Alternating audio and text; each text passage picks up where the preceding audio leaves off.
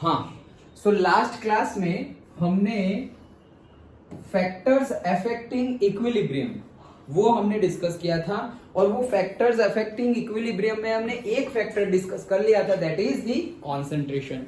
अब जैसे concentration discuss किया वैसे ही अभी दूसरा फैक्टर हम डिस्कस करने जा रहे हैं, that is the effect of pressure change. किसकी चेंज? Pressure change. मतलब अगर हम जो उंगली करेंगे तो इक्विलिब्रियम डिस्टर्ब हो जाएगा, तो उंगली पहले हमने कैसे की? कॉन्सेंट्रेशन में चेंज करके। अब हम दूसरी तरह से उंगली कर रहे हैं, पहले ऐसे करते थे अब ऐसे कर रहे हैं, तो मतलब अब क्या कर रहे हैं? हम प्रेशर में चेंज करेंगे। डन? क्योंकि प्रेशर की वजह से इक्विलिब्रियम में क्या चेंज हो रहा है वही हमें डिस्कस करना है। तो इफेक्ट ऑफ प्रेशर चेंज हम देखेंगे। अगेन लॉस एटलर प्रिंसिपल तो उसके अकॉर्डिंगली ही वर्क करेगा कि अगर तुमने प्रेशर इंक्रीज किया तो प्रोसेस क्या करेगी, केमिकल रिएक्शंस क्या करेगी, उसको डिक्रीज करने की ट्राई करेगी, और अगर तुमने प्रेशर को डिक्रीज किया तो वो क्या करेगी? इंक्रीज करने की ट्राई करेगी। डन? अच्छा चलो, तो अगेन वेरी इजी, स्टार्ट करते हैं। देखो कैसे समझ सकते हैं इसको। सबसे पहले तो प्रेशर डिक्रीज कैसे करें, जैसे कि कॉन्सेंट्रेशन है। पहले उससे भी पहले प्रेशर की बात हम कहाँ करते थे, याद करो पूरे चैप्टर में, जहां पर हमारे रिएक्टेंट एंड प्रोडक्ट कौन से फेज में हो? गैसियस फेज में। अदरवाइज तो हम सॉलिड और लिक्विड का प्रेशर तो ऑलमोस्ट कांस्टेंट ही रहता था। ओके, तो क्यों कांस्टेंट रहता था? क्यों उसका प्रेशर क्यों हमने कांस्टेंट ले लिया? क्योंकि उसकी कोई प्रॉपर्टी है, इसलिए गैस की कोई ऐसी प्रॉपर्टी है जो सॉलिड और लिक्विड के पास नहीं है। कौन सी प्रॉपर्टी? नहीं, मतलब वो हमने अभी डिस्कस ये चैप्टर में नहीं किया, लेकिन पता हो, suppose mechanical properties of solids में हमने डिस्कस किया है फिजिक्स में। गैस की ऐसी कौन सी प्रॉपर्टी है जो लिक्विड और सॉलिड के पास नहीं है? प्रॉपर्टीज ऑफ सॉलिड, हाँ, फ्लो करने की प्रॉपर्टी। लेकिन फ्लो करने की प्रॉपर्टी तो लिक्विड के पास भी है। हाँ, फिर सॉलिड में टाइटली पैक्ड होंगे, लिक्विड में थोड़े दूर, और गैसेस में और भी दूर, लेकिन ये भी नहीं। हाँ, तो मतलब वो भी उसी के रिलेटेड होगा कि eight particles are near by and all, but एक प्रॉपर्टी है अभी में। कौन सी? नहीं याद आ रही तो याद रखना, कंप्रेसिबिलिटी। गैस को कंप्रेस कर सकते हैं, सॉलिड और लिक्विड को कंप्रेस नहीं कर सकते। कंप्रेस करना मतलब क्या करना? मतलब क्या करना? कुछ बढ़ाना, कम करना, क्या क्या डिक्रीज करना? Volume decrease. हाँ तो बोलो ऐसे, वो ही देखा था ना हमने, bulk modulus of elasticity, bulk modulus of rigidity, compressibility हमने डिस्कस किया था। तो v क्या था? माइनस dp बाई dv था, याद हो तो। ओके, तो मतलब क्या होता है कि जो चेंज इन दी वॉल्यूम होता है उसी को हम कंप्रेसिबिलिटी। याद करो थर्मोडायनेमिक्स में, केमिस्ट्री में भी हमने डिस्कस किया था, जब हम वर्क डन डिस्कस कर रहे थे, तब पीवी वर्क डन डिस्कस कर रहे थे, तब डिस्कस नहीं कर रहे थे कि ये पिस्टन सिलेंडर अरेंजमेंट है, और पिस्टन को हम ऐसे अंदर ले जा रहे हैं, तो अंदर का गैस का वॉल्यूम क्या हो गया? पहले इतना था और अब कम हो गया। याद आया? तो कम किया मतलब क्या? कंप्रेस किया। और बढ़ाया मतलब क्या? उसका ऑपोजिट एक्सपांशन। यस, तो कंप्रेशन एंड एक्सपांशन। तो ये जो कंप्रेशन की कैरेक्टरिस्टिक्स है वो किसकी है? गैसेस की है, लिक्विड और सॉलिड की नहीं है। ये सॉलिड है, इसको मैं कंप्रेस नहीं कर सकता। लिक्विड पानी का बॉटल है, उसको पानी को मैं कंप्रेस नहीं कर सकता, लेकिन गैस है, गैस को हम कंप्रेस कर सकते हैं। ये रूम में जितना भी गैस भरा हुआ है वो सारे के सारे गैस को मैं एक बलून में भर सकता हूँ प्रेशराइज करके। वो सारे के सारे गैस को मैं एक सिलेंडर में भर सकता हूँ प्रेशराइज करके। भर तो सकते हैं, ओके, लेकिन लिक्विड में ऐसा कर सकते नहीं है, सॉलिड में वैसा कर सकते नहीं है। तो कंप्रेसिबिलिटी एक चेंज दी फैक्टर है, मतलब चेंज ऑफ दी प्रॉपर्टी है। तो वो प्रॉपर्टी कहां होगी? किसकी होगी? सिर्फ गैसेस की होगी। दैट्स व्हाई कंप्रेसिबिलिटी प्रॉपर्टी सिर्फ गैसेस की होगी। दैट्स व्हाई हम प्रेशर किसका डिस्कस कर रहे हैं? सिर्फ और सिर्फ गैसेस का, सॉलिड का और लिक्विड का नहीं कर रहे हैं। डन? अच्छा चलो, तो हम सिर्फ बात करेंगे किसकी? जो gases product and gases reactant हो उनकी बात करेंगे। डन? अब पहली बात कि चलो हम क्या करेंगे? उंगली करेंगे। तो उंगली इक्विलिब्रियम रीच हो गया। अभी उंगली करने के लिए हमने क्या किया? सपोज प्रेशर बढ़ा दिया।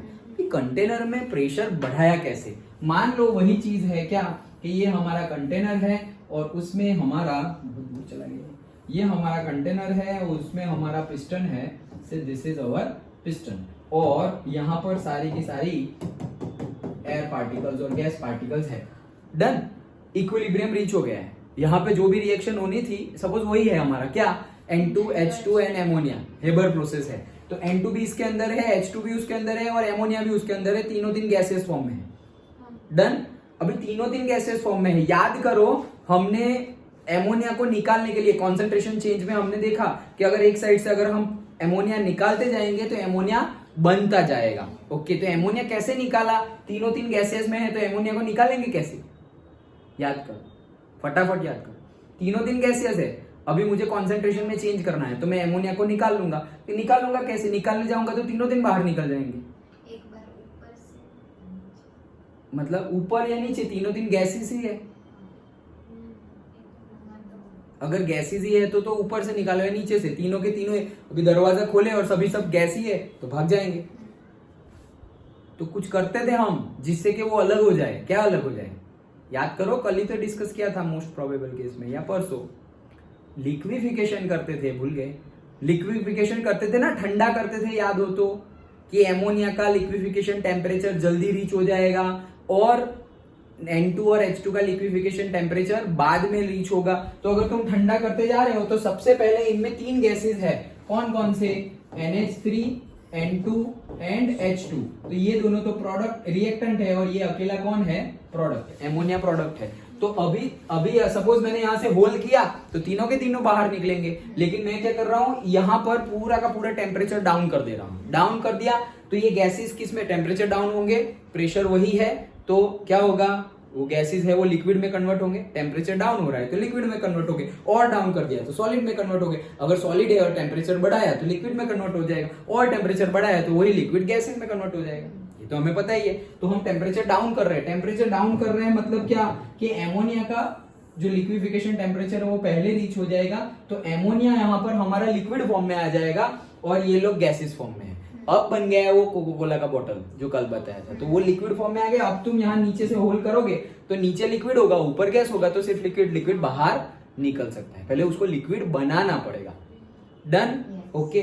तो ये तो हमने कॉन्सेंट्रेशन चेंज में देख लिया कि एमोनिया निकालेंगे तो हमने उंगली कर दी कॉन्सेंट्रेशन में, अच्छा ठीक है। लेकिन अभी हमें कॉन्सेंट्रेशन में चेंज नहीं करने वाले, हम तो किस में चेंज करने वाले हैं, प्रेशर में चेंज करने वाले हैं। तो क्या करेंगे, अब मैं यहां से ये पिस्टन को मूव करवा रहा हूं, पिस्टन को मूव करवा रहा हूं तो होगा क्या, ये सारा का सारे गैसेस को कंप्रेस करेगा पिस्टन। उसमें रिएक्टेंट भी, हमारी प्रोसेस क्या है, N2H2 that will give NH3, कितने हैं, 3, ये 2, 6 और ये 3। Done, okay. तो हमें अब अगर हम प्रेशर को, हमें उंगली करनी है ना, तो हमें प्रेशर को बढ़ाना है या कम करना है, क्योंकि हम प्रेशर की इफेक्ट देखना चाह रहे हैं। तो प्रेशर को कैसे चेंज करेंगे, मैं यहाँ पिस्टन को ऐसे आगे भेज रहा हूँ, पिस्टन को आगे भेजूंगा तो पिस्टन सपोज मान लो कि यहाँ पहुंच गया, पिस्टन यहाँ पहुंच गया तो होगा क्या, ये सारे पार्टिकल्स जो यहाँ पर थे वो भी कंप्रेस हो गए थोड़े। डन, लेकिन उसमें तो तीनों के तीनों कंप्रेस हो गए, एमोनिया भी कंप्रेस हो गया, N2 भी कंप्रेस हो गया और H2 भी कंप्रेस हो गया, तीनों तीन कंप्रेस हो गए। इतना तो समझ में आया, अच्छा, क्योंकि तीनों तीन गैसेस थे तो तीनों तीन ही कंप्रेस होंगे। अगर सपोज कोई एमोनिया को हम लिक्विफिकेशन कर देते तो फिर N2 और H2 ही कंप्रेस होते, लेकिन अभी तो वो भी गैसियस में है, सबके सब कंप्रेस हो गए, सबके सब कंप्रेस हो गए। तो याद करो हमारा आइडियल गैस इक्वेशन क्या था, ideal gas equation, correct, okay. So PV is equals to से nRT, मतलब हमें पता है कि P is proportional to N है, मतलब number of moles is directly proportional to the pressure. अब यहाँ पर देख लो, रिएक्टेंट के नंबर ऑफ मोल्स जो गैसेस में है, गैसेस की प्रेशर है तो हम गैसेस की बात कर, यहाँ पर तो तीनों के तीनों ही गैसेस में है। अच्छा, तो देखो कि रिएक्टेंट के नंबर ऑफ मोल्स कितने हैं, रिएक्टेंट के नंबर ऑफ मोल्स कितने हैं, 4, ये 3 और ये 1, 4 है। अच्छा चलो, इसका है भाई 4, और प्रोडक्ट के 2। Done.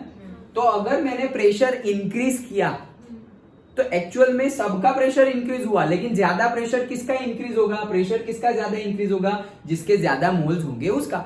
N is directly proportional to P, तो जिसके ज्यादा मोल्स होंगे उसका ज्यादा प्रेशर इंक्रीज होगा, जिसके कम मोल्स होंगे उसका कम प्रेशर इंक्रीज होगा। समझ में आ गया, ये मैं तुम्हें एकदम डिटेल्ड में पहले ही समझा दे रहा हूं, तो बुक में से हम समझे तो हमें ऐसे हम फटाफट पढ़ लेंगे। डन। ये डायरेक्टली प्रोपोर्शनल मतलब क्या, प्रेशर बढ़ेगा तो एन भी बढ़ेगा, एन कम होगा तो प्रेशर भी कम होगा, दोनों बढ़ेंगे या दोनों कम होंगे, दैट इज डायरेक्टली प्रोपोर्शनल। अच्छा, तो नंबर ऑफ मोल्स रिएक्टेंट में ज्यादा है 4 और प्रोडक्ट में कितने हैं 2, तो अगर प्रेशर बढ़ेगा, अगर नंबर ऑफ मोल्स यहां ज्यादा है तो प्रेशर कौन से, तुमने तो बढ़ाया तो तीनों के बढ़े, तीनों के प्रेशर बढ़े। मान लो पहले स्टार्टिंग केस में ये N2H2 वहां लिखा था ना, अच्छा हाँ, तो स्टार्टिंग केस में क्या था, इसका से 1 बार था, इसका भी 1 बार था और इसका तो 0 बार होगा प्रेशर। ये कौन सा प्रेशर है, पार्शियल प्रेशर, तो ये 1 है तो इसको मैं 3 कर देता हूँ बस, 3 बार, और उसका 0 बार था स्टार्टिंग केस में। अब जब इक्विलिब्रियम रीच हो गया है उस टाइम पे कुछ ना कुछ प्रेशर होगा उसका, पार्शियल प्रेशर। लेकिन हमें पता है क्या कि जिस अभी तीनों के अभी मैंने कंप्रेस किया तो ये 0 से बढ़ जाएगा, ये 3 से बढ़ जाएगा और ये 1 से बढ़ जाएगा, सभी लोग बढ़ेंगे क्योंकि मैं तो कंप्रेस कर रहा हूं। तो गैसेस का प्रेशर कंप्रेस करेंगे तो प्रेशर क्या होगा, हाई जाएगा। अच्छा, क्यों हाई जाएगा, पहले वापस वही बात, क्यों हाई जाएगा, क्योंकि कंप्रेशन में हम कर क्या रहे हैं, वॉल्यूम कम कर रहे हैं। तो हमारा जो P है, PV is equal to nRT है, PV is equal to nRT है, तो PV उधर चला जाएगा तो क्या हो गया, nRT बाई V हो गया, मतलब ये सब कांस्टेंट है तो P is inversely proportional to V है। डन। तो हमने क्या किया, वॉल्यूम कम किया, वॉल्यूम कम किया तो प्रेशर क्या हो जाएगा, बढ़ जाएगा। वैसे ही तो हमने प्रेशर को बढ़ाया, वॉल्यूम कम कर दिया, वॉल्यूम कम कर दिया तो वो इनवर्सली प्रोपोर्शनल है, इसलिए प्रेशर बढ़ गया। अब अगर प्रेशर बढ़ेगा तो किसका प्रेशर ज्यादा बढ़ेगा, देखो सबका ही बढ़ेगा, एमोनिया का भी बढ़ेगा, मतलब प्रोडक्ट का भी बढ़ेगा, रिएक्टेंट का भी बढ़ेगा, लेकिन किसी का ज्यादा बढ़ जाएगा और किसी का कम बढ़ेगा। किसका ज्यादा बढ़ेगा और किसका कम बढ़ेगा वो कैसे पता चलेगा, नंबर ऑफ मोल्स से। जिसके नंबर ऑफ मोल्स ज्यादा है उसका प्रेशर ज्यादा बढ़ेगा और जिसके नंबर ऑफ मोल्स कम है उसका प्रेशर कम बढ़ेगा।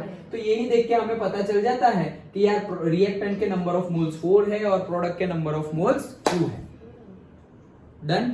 तो रिएक्टेंट के नंबर ऑफ मोल्स ज्यादा है मतलब रिएक्टेंट का प्रेशर ज्यादा बढ़ जाएगा। डन।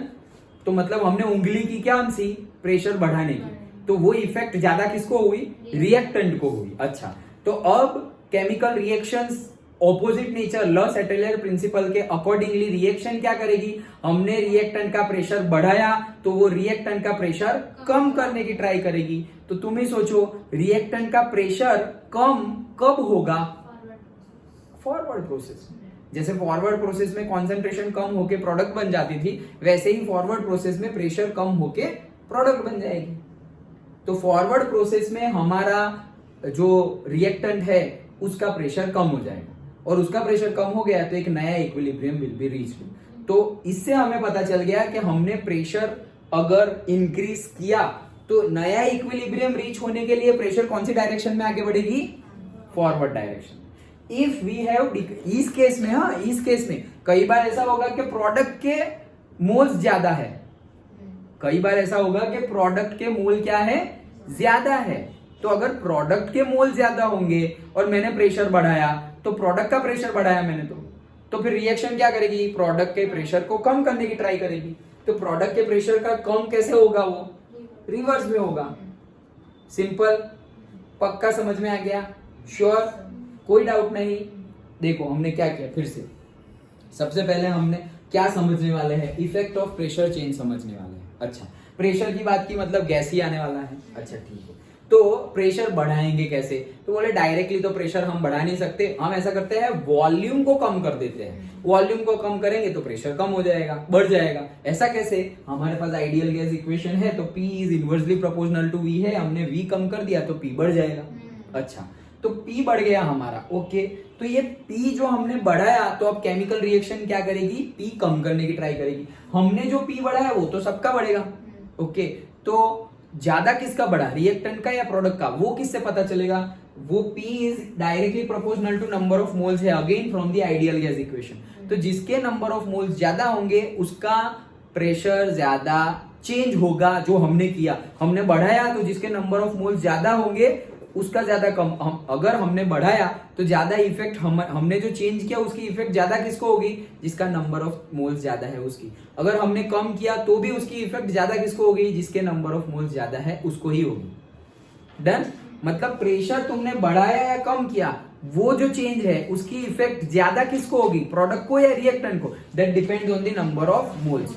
जिसके नंबर ऑफ मोल्स ज्यादा होंगे उसको वो इफेक्ट होगी, और जिसको कम होगी, जिसके नंबर ऑफ मोल्स कम होंगे उसको वो इफेक्ट कम होगी। तो हमें पता चल गया कि P is directly proportional to N है और P is inversely proportional to V है।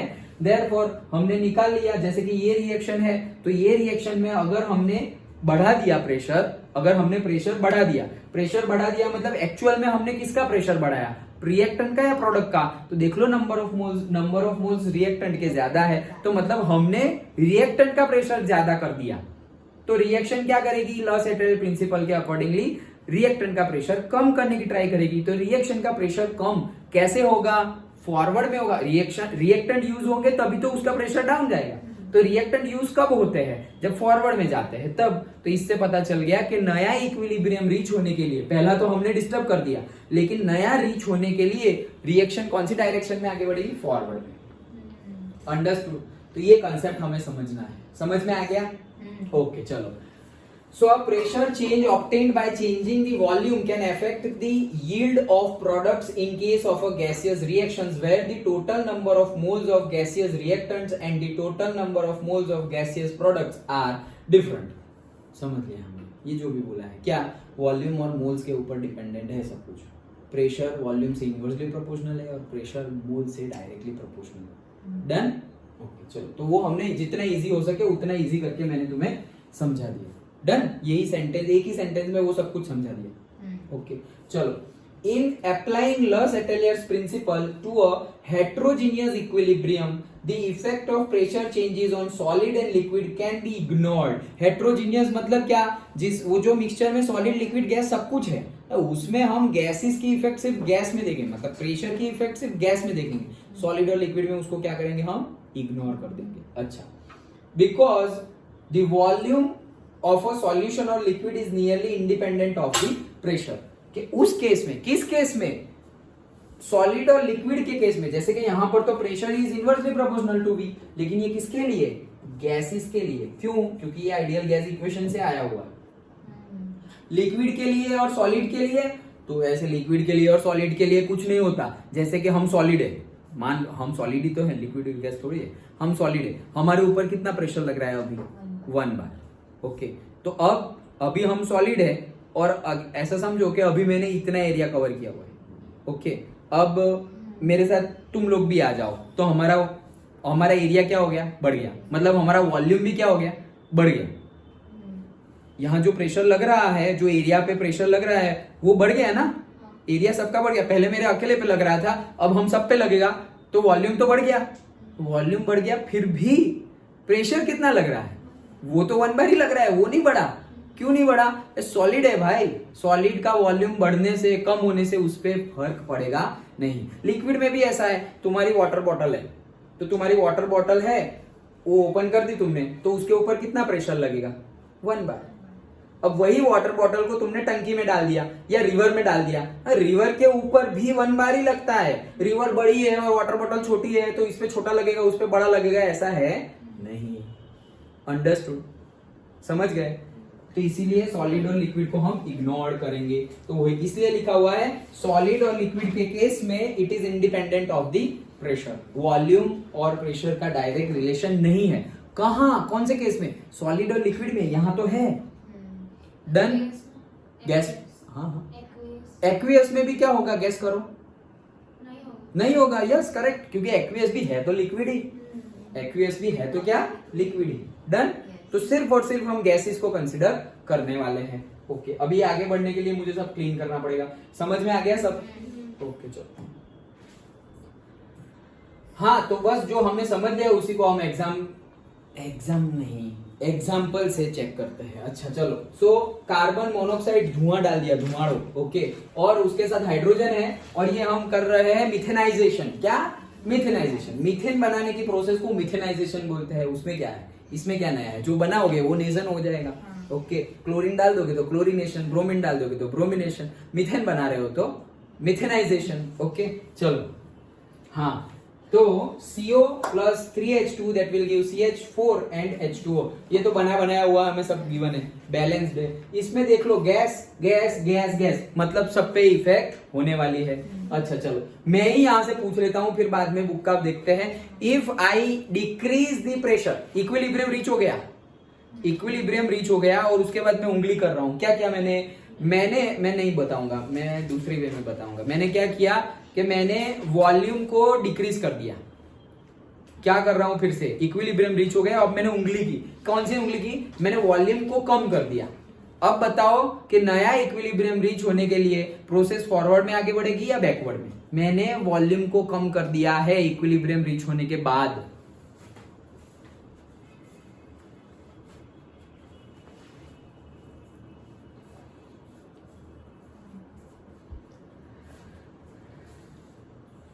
क्वेश्चन तो समझे या रिपीट करूं? समझ गए ना?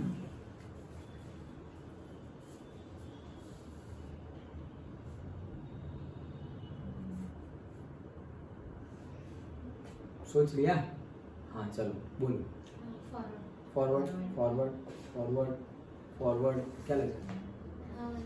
नहीं पता चल रहा। अच्छा देखो हिमांशु, मैं फिर से, हम समझते हैं, कोई बात नहीं, समझ में नहीं आया तो समझते हैं। देखो फॉरवर्ड है या नहीं मुझे भी नहीं पता, हाँ मैं चेक कर रहा हूँ। अच्छा, क्या सबसे पहला इक्विलिब्रियम रीच हो गया, इक्विलिब्रियम रीच होने के बाद हम डिस्टर्ब कर रहे हैं, उंगली कर रहे हैं, मतलब डिस्टर्ब कर रहे हैं। ओके, तो वो तो हम देशी लैंग्वेज में बोल रहे हैं, उंगली कर रहे हैं, अदरवाइज डिस्टर्ब कर रहे हैं हम। ओके चलो, और उससे भी अच्छी लैंग्वेज में अल्टर कर रहे हैं, इक्विलिब्रियम को क्या कर रहे हैं, अल्टर कर रहे हैं। अच्छा, तो इक्विलिब्रियम को अल्टर कर लिया। कैसे अल्टर किया? वॉल्यूम को डिक्रीज करके। मैंने कैसे किया? वॉल्यूम को डिक्रीज करके इक्विलिब्रियम को चेंज कर दिया। वॉल्यूम को डिक्रीज करके मतलब एक्चुअली मैंने किया क्या? प्रेशर को बढ़ाया, क्योंकि P and V are inversely proportional to each other. Very good. तो मैंने प्रेशर बढ़ाया, मैंने प्रेशर बढ़ाया, तो एक्चुअल में मैंने प्रेशर बढ़ाया किसका है? तो P is directly proportional to the number of moles. तो ज्यादा प्रेशर मैंने किसका चेंज कर दिया? तो यहाँ पे 1 है, यहाँ पे 3 है, मतलब रिएक्टेंट के 4 मोल्स है, दोनों गैसियस ही है, यहाँ पर भी सारे गैसियस ही है, यहाँ 1 मोल और यहाँ 1 मोल, मतलब प्रोडक्ट में 2 मोल्स है। सो मैंने किसका प्रेशर ज्यादा बढ़ाया? रिएक्टेंट का, क्योंकि जहां पे N ज्यादा वहां पे P ज्यादा, तो मैंने रिएक्टेंट का प्रेशर ज्यादा बढ़ाया। अब लॉ सेटेलियर प्रिंसिपल के अकॉर्डिंगली केमिकल रिएक्शन ट्राई करेगी मैंने जो किया उसका उल्टा करने की। तो मैंने क्या किया? मैंने प्रेशर बढ़ाया, तो वो क्या करेगी? प्रेशर कम करेगी। किसका प्रेशर? रिएक्टेंट का प्रेशर कम करने की ट्राई करेगी। रिएक्शन का प्रेशर कम कौन सी डायरेक्शन में होगा? फॉरवर्ड में। करेक्ट है। क्यों? क्योंकि ये यूज होगा तभी तो उसका प्रेशर कम होगा। तो यूज होगा मतलब कैसे यूज होगा? वो फॉरवर्ड में जाएगी तभी यूज होगा। समझ में आ गया हिमांशु? पक्का? या फिर से समझाऊं? आ गया ना? ओके चलो, तो अब बुक का देख लेते हैं क्या है। Here 4 mole of gaseous reactants become 2 mole। ठीक है, तुम लोग पढ़ो यार, पढ़ो कोई। Here 4 moles of gaseous reactant CO plus 3H2 become 2 mole of gaseous product CH4 plus H2O. Suppose equilibrium mixture for above reaction kept in a cylinder fitted with a piston at constant temperature is compressed to 1/2 of its original volume. Then total pressure. नहीं, क्या बोल रहे हैं? Fitted with a piston at a constant pressure is compressed to 1/2 of its original volume, मतलब volume कम किया। और कितना कम किया? 1/2, मतलब आधा किया। वॉल्यूम आधा कर दिया तो प्रेशर क्या होगा पता है? डबल हो जाएगा डायरेक्टली। कैसे? क्योंकि again ideal gas equation PV is equals to nRT।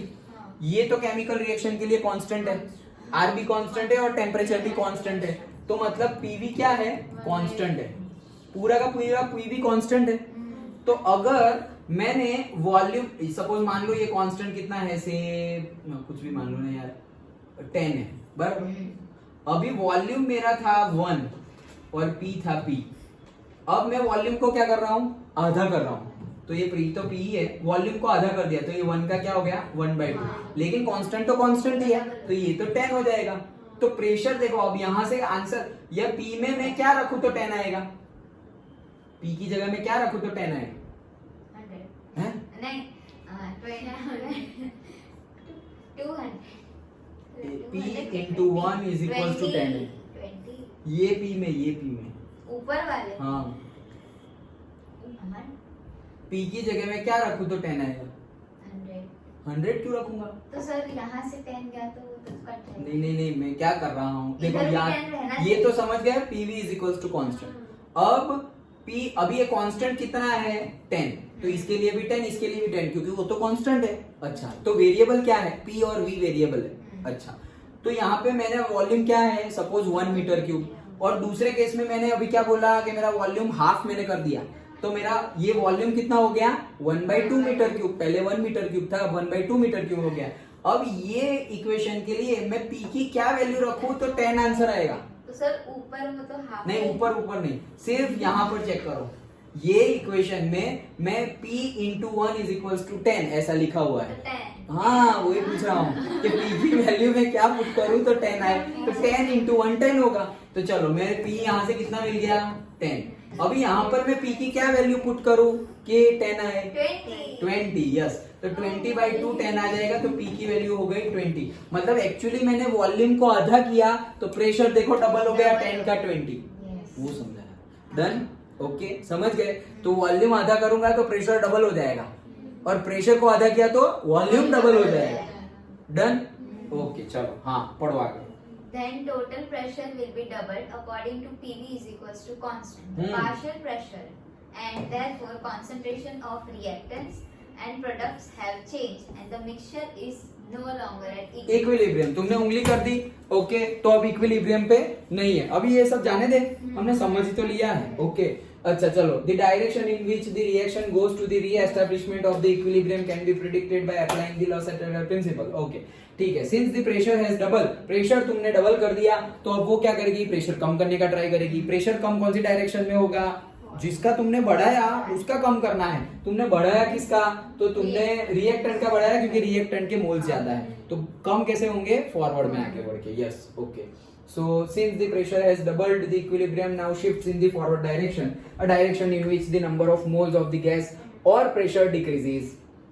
This can be understood by using the reaction quotient QC. अच्छा चलो, ये बात तो हम समझ लिए। क्या बोल रहे हैं कि ये QC से भी हमें पता चल सकता है, फिर से बोल रहा हूं, QC की वैल्यू से भी हमें पता चल सकता है कि डायरेक्शन कैसे आगे बढ़ेगी। कल भी हमने डिस्कस किया था, यस, कि कॉन्सेंट्रेशन लॉ-सेटलर प्रिंसिपल के अकॉर्डिंगली तो हमें पता चल गया फॉरवर्ड डायरेक्शन है, लेकिन QC की वैल्यू से भी हमें पता चल गया था कि फॉरवर्ड डायरेक्शन में ही आगे बढ़े। हमने वेरीफाई किया था, याद हो तो, यस। तो अब मैं वेरीफाई तो बाद में करूंगा, अब मुझे तुम बताओ कि यहाँ पर ये जो रिएक्शन थी जिसके लिए मैंने तुम्हें क्या बोला था, मैंने वॉल्यूम कम करने को बोला था। हाँ, मैंने वॉल्यूम कम करने को बोला था, मतलब प्रेशर बढ़ाया तो प्रेशर कम होगा तो फॉरवर्ड। अच्छा, ये प्रोसेस के लिए पहली बार इक्विलिब्रियम रीच हो गया, डन। अब मैं अल्टर कर रहा हूं इक्विलिब्रियम को, क्या कर रहा हूं, मैंने वॉल्यूम को कम कर दिया, डन। अब इक्विलिब्रियम डिस्टर्ब हो गया।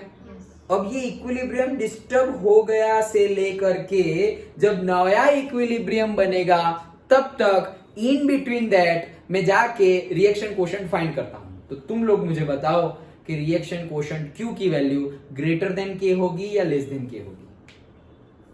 मैंने क्या किया, इक्विलिब्रियम रीच हो गया था पहली बार, फिर मैं अल्टर कर रहा हूं, ये अल्टर कर दिया, वॉल्यूम चेंज कर दिया। अब रिएक्शन कोशेंट, अभी इक्विलिब्रियम कांस्टेंट ही नहीं रहा, अब तो सब चेंज हो जाएगा। तो ये टाइम से लेकर के अब एक नया इक्विलिब्रियम रीच होगा, तब तक के बीच में मैं गया और रिएक्शन कोशेंट फाइंड किया Q। ये Q की वैल्यू K से ज्यादा होगी या कम होगी, कम होगी। क्यों कम होगी, फॉरवर्ड रिएक्शन। हाँ, करेक्ट, ओके। तो तुम्हें एक लॉजिक तो पता चल ही गया है कि भाई फॉरवर्ड, तो तुम्हें तो डायरेक्टली पता ही है ना कि Q लेस देन K होता है तो क्या होता है, Q ग्रेटर देन K हो तो क्या होता है, पता ही है। Q is equals to K हो तो इक्विलिब्रियम है, okay. Q is equals to K हो तो इक्विलिब्रियम है। Q लेस देन K है, मतलब क्या, Q is equals to K is equals to, formula क्या है, प्रोडक्ट अपॉन रिएक्टेंट के कॉन्सेंट्रेशन। तो Q लेस देन K कब होगा, जब प्रोडक्ट, मतलब Q कम है, मतलब प्रोडक्ट कम है, तो उसको K की जितना बनना है, मतलब प्रोडक्ट को बढ़ाना है। प्रोडक्ट कब बढ़ेगा, प्रेशर बढ़ेगा तब। तो ये है तो फॉरवर्ड डायरेक्शन और ये है तो रिवर्स डायरेक्शन। तो डायरेक्टली ऐसा उल्टा करके भी पूछे, अभी यहाँ पर कोई प्रेशर वेशर कुछ आएगा ही नहीं. बोलेंगे कि if in this reaction if I reduce the volume to the half of the initial volume, then the equilibrium will be altered, and if I find Q at that time after that, so Q will be greater than K, less than K, equal to K, और से can't be explained. तो तुम क्या बोल दोगे? less than K. Done? ऐसा उल्टा उल्टा करके कितना भी उल्टा उल्टा पूछे, कंसेप्ट समझ गए ना तुम? डन. ओके, वो तो कॉम्पिटिटिव की बात है, स्कूल में तो इतना ज्यादा कुछ नहीं करेंगे. हाँ चलो, तो ये बोल रहे हैं कि के की वैल्यू से क्यू की वैल्यू से भी ये हम पता कर सकते हैं. ठीक है. Molar concentration equilibrium for the methanation, मैंने तो कुछ और ही बोल दिया था, मिथेनाइजेशन. हाँ चलेगा चलेगा, गलत नहीं है. ओके चलो, तो methanation. When volume of the reaction mixture is halved, मतलब कम किया तुमने तो प्रेशर डबल हो जाएगा. The partial pressure and the concentration are doubled. We obtain the reaction quotient by replacing the each equilibrium constant. ये रहा, तो as Q is less than Kc, reaction proceeds in the forward direction. पता ही है हमें. Done. चलो, इन दूसरी आई क्या? हाँ दूसरी आई. चलो अभी ये दूसरी आई, तो दूसरी आई या तीसरी आई हमें क्या है, सेम कंसेप्ट लगाएंगे. ओके चलो फिर से 1 2 3 रिएक्शन देख लो.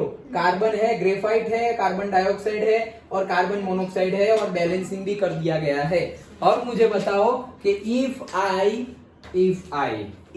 अगेन वॉल्यूम को मैं रिड्यूस कर रहा हूं तो इक्विलिब्रियम अल्टर्ड. अब बताओ कि कौन सी डायरेक्शन में प्रोसेस आगे बढ़ेगी. मैंने वॉल्यूम कम कर दिया.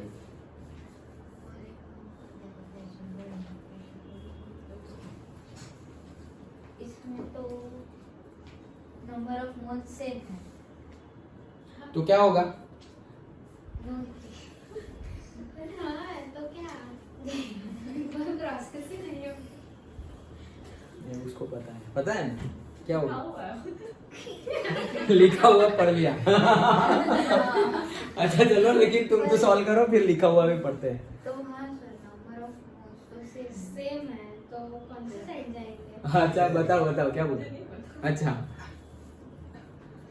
हाँ, तो डिस्कस करते हैं. चलो, पहली बात ही गलत है. क्या नंबर ऑफ मोल सेम नहीं है? तुम्हें गैसेस के देखने हैं भाई. तो गैस तो यहाँ पे ये है और ये है, उसको नहीं गिनना है. ओके, तो इसीलिए तो मैंने पूछा, तुम्हें सिर्फ गैसेस के देखने हैं. ओके, तो गैसेस में यहाँ पे रिएक्टेंट सिर्फ एक है, तो ये हो गया 1 और ये हो गया 2. अब तो सिंपल हो गया. बैकवर्ड हो गया, वॉल्यूम कम कर दिया. वॉल्यूम डायरेक्शन ही हाँ, डायरेक्शन ही ढूंढनी. वॉल्यूम कम कर दिया है मैंने. तो नए इक्विलिब्रियम के लिए रिएक्शन कहाँ आगे बढ़ेगी, फॉरवर्ड में या बैकवर्ड में? बैकवर्ड. चलो देख लेते हैं क्या किया मैंने वॉल्यूम कम किया. प्रेशर एंड देखो मैंने वॉल्यूम कम किया, मतलब pressure and volume inversely proportional, मतलब मैंने प्रेशर बढ़ाया तो लॉ सेटेलियर प्रिंसिपल के अकॉर्डिंगली प्रेशर कम होने का ट्राई करेगी रिएक्शन. मैंने प्रेशर किसका बढ़ाया? जिसके नंबर ऑफ मोल्स ज्यादा हो उसके. तो नंबर ऑफ मोल्स तो प्रोडक्ट के ज्यादा है, मतलब मैंने प्रेशर किसका बढ़ाया? प्रोडक्ट का बढ़ाया. तो रिएक्शन क्या करेगी? प्रोडक्ट के प्रेशर को कम करने की ट्राई करेगी. तो प्रोडक्ट का प्रेशर कम कैसे होगा? जब वो यूज हो जाएगा. यूज कब होगा? बैकवर्ड में प्रोसेस चल रही होगी, तभी तो प्रोडक्ट यूज होगा. डन. चलो, तो सो व्हेन प्रेशर, सर ये तो मजा आ रही है ना. When pressure is increased the reaction goes in the reverse direction, because देखो इन्होंने क्या बोला, डायरेक्टली बोला प्रेशर इज इंक्रीज. उल्टा भी बोल सकते हैं, वॉल्यूम इज इंक्रीज, जैसा बोलना है बोले. ओके चलो, number of moles of gas increase in the forward direction. समझ में आ गया? पक्का. तो ये हमारा सेकंड खत्म हुआ. क्या? इफेक्ट ऑफ कॉन्सेंट्रेशन हमने समझ लिया, एंड अभी हमने इफेक्ट ऑफ प्रेशर भी समझ लिया. जहां गलती होती है वो याद रखना. लास्ट टॉपिक में अभी जो हमने डिस्कस किया वही गलती होती है. तुम्हें सिर्फ गैसेस देखने हैं, लिक्विड, सॉलिड, एक्वियस मीडियम के मोल्स को कंसीडर नहीं करना है. डन. ओके चलो.